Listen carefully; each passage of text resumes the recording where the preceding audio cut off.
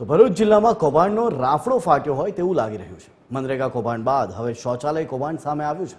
અંકલેશ્વરમાં શૌચાલય યોજનામાં કૌભાંડ કરવા લગ્ન નોંધણીમાં અરજદારોએ રજૂ કરેલા ડોક્યુમેન્ટનો ઉપયોગ કરાયો હોવાનો ખુલાસો થયો। લગ્ન નોંધણીમાં અપાયેલા આધાર કાર્ડના આધારે સંખ્યાબંધ શૌચાલય બનાવ્યા હોવાનું કૌભાંડ સામે આવ્યું છે। ભરૂચ જિલ્લામાં શૌચાલય કૌભાંડ સતત ચર્ચામાં રહ્યું છે, જેમાં કલેક્ટરના આદેશ બાદ તપાસ ચાલી છે।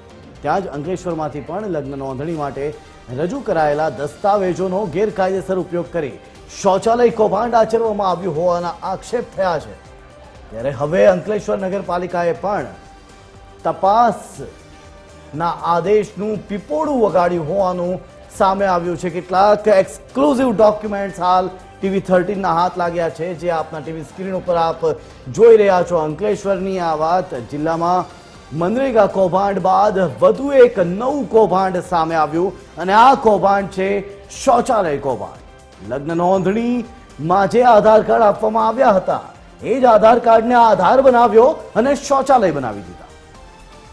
ત્યારે લગ્ન નોંધણી માટે રજૂ કરાયેલા દસ્તાવેજોનો ગેરકાયદેસર ઉપયોગ કરાયો અને શૌચાલય કૌભાંડ આચરવામાં આવ્યું હોવાના આક્ષેપ પણ થયા છે। ત્યારે હવે અંકલેશ્વર નગરપાલિકાએ પણ તપાસના આદેશનું પીપળું વગાડ્યું છે। જી હા, નગરપાલિકાને જ્યારે આ અંગે પૂછવામાં આવ્યું ત્યારે માત્ર એટલું કહીને એ અધિકારી કે એ પાલિકા ત્યાંથી હટી ગઈ કે માત્ર પીપળું વગાડી અમે માત્ર તપાસના આદેશ આપ્યા છે। આ જ અંગે વિસ્તારથી વાત કરવા માટે અમારી સાથે જોડાઈ ગયા છે સંવાદદાતા મુનીર પાસે જઈશું। મુનીર, શું છે આ આખું કૌભાંડ અને આ અંગે પાલિકા શું કહી રહી છે? મુનીર જી, જે ભરૂચ જિલ્લાની અંદર એક પછી એક કૌભાંડની ભરમાર શરૂ થઈ હોય એવું લાગી રહ્યું છે। મનરેગાની તપાસનો દોર પૂરો નથી થયો ત્યાં તો શૌચાલયનું કૌભાંડ બહાર આવ્યું છે। અંકલેશ્વર નગરપાલિકાની અંદર જે અરજદારો લગ્નની નોંધણી માટે આધાર કાર્ડ આપતા હોય છે એના આધારે અસંખ્ય શૌચાલય બનાવવાનું કૌભાંડ બહાર આવ્યું છે। એ પણ એક આરટીઆઈ એક્ટિવિસ્ટે આની આરટીઆઈ કરી હતી ને એની અંદર હજારો શૌચાલય બનાવ્યા છે એવું બહાર આવ્યું છે। અને એ જગ્યા ઉપર જયારે તપાસ કરતા ત્યાં કોઈ શૌચાલય બનાવવાની મળી જ નથી અરજદારોને। એમનું સીધું પછી એ લોકોએ નગરપાલિકામાં આવીને રજૂઆત કરી અને નગરપાલિકા પ્રમુખે એની તપાસના આદેશ આપ્યા છે। હાલ તો તપાસના આદેશ આપ્યા છે, હવે જોવાનું રહ્યું કે આ તપાસમાં શું નીકળે છે।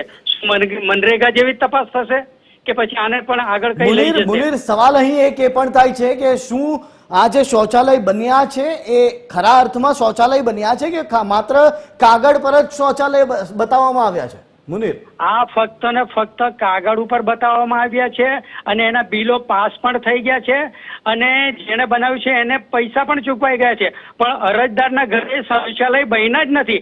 એમને તો ખબર જ નથી કે અમારા નામે આ પ્રમાણે ગ્રાન્ટમાંથી અમને ફાળવણી કરવામાં આવી છે। એટલે મુનીર, કયા કોન્ટ્રાક્ટરને કે કઈ કંપનીને આ શૌચાલય બનાવવાનો કોન્ટ્રાક્ટ આપવામાં આવ્યો હતો? કોને પૈસા પહોંચી ગયા છે?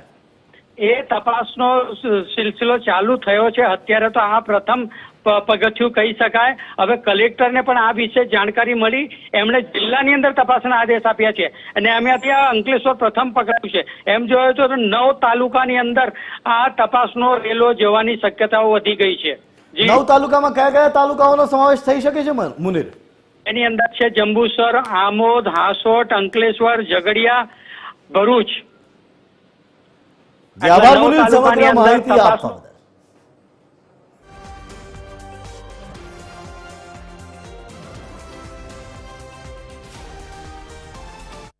જે શૌચાલયો બનાવવામાં આવેલા છે એની અંદર કેટલાક નામો તો હિન્દુ અને મુસ્લિમ એક જ ઘરમાં રહેતા બતાવવામાં આવેલા છે।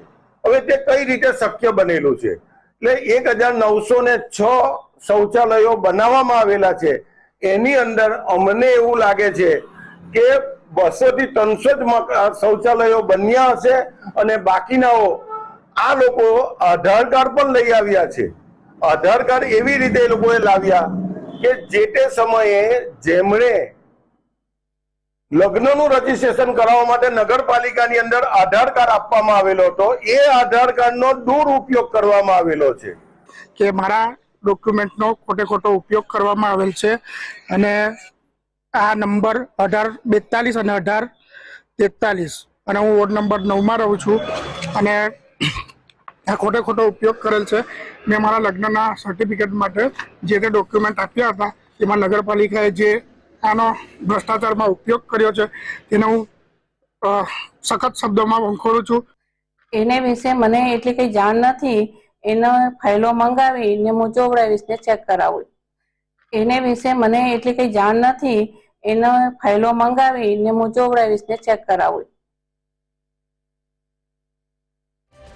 પ્રમુખ એમ કહી રહ્યા છે કે તેઓને આ વિશે જાણ જ નથી. અધિકારીઓ તેઓના શું કરે છે એ વાતની આ પ્રમુખને જાણ જ નથી. એટલે કે હવે પ્રમુખે કહ્યું છે કે અમે તપાસ કરાવીશું. એટલે કે તપાસનો લોલીપોપ આપી દેવાયો છે. જોવાનું એ રહેશે કે હવે આ તપાસ કઈ દિશામાં થાય છે. કારણ કે હવે તો આ નગરપાલિકામાં જો તમે લગ્ન કરવા માંગતા હો, આ નગરપાલિકામાં રહેતા હો અને તમારા લગ્નની નોંધણી કરાવવા જશો તો તમારા ઘરે એક શૌચાલય બની જશે, પણ એ શૌચાલય પેપર પર હશે.